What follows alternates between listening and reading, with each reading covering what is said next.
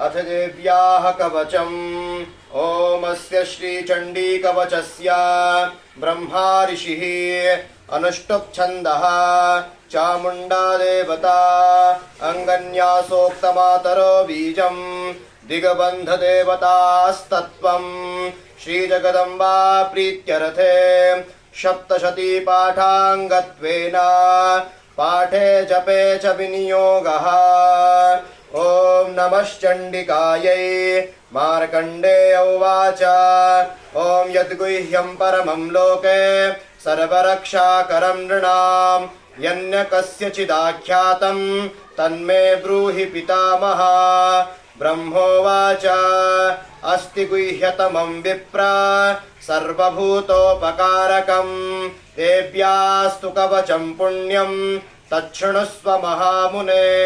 प्रथमं शैलपुत्री च द्वितीयं ब्रह्मचारिणी तृतीयं चन्द्रघण्टेति कूष्माण्डेति चतुर्थकं पंचमं स्कन्दमातेति षष्ठं कात्यायनीति च सप्तमं कालरात्रीति महागौरीति चाष्टमं नवमं सिद्धिदात्री च नवदुर्गाः प्रकीर्तिताः।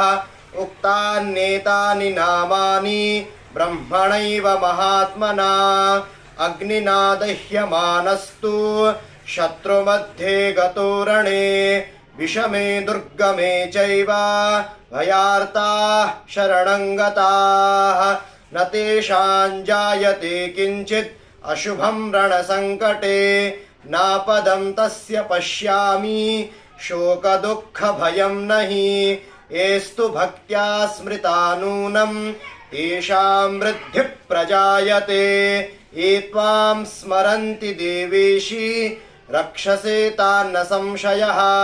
प्रेतसंस्था तु चामुण्डा वाराही महिषासना ऐन्द्री गजसमारूढा वैष्णवी गरुडासना माहेश्वरी वृषारूढा कौमारी शिखिवाहना लक्ष्मी पद्मासना देवी पद्महस्ता हरिप्रिया।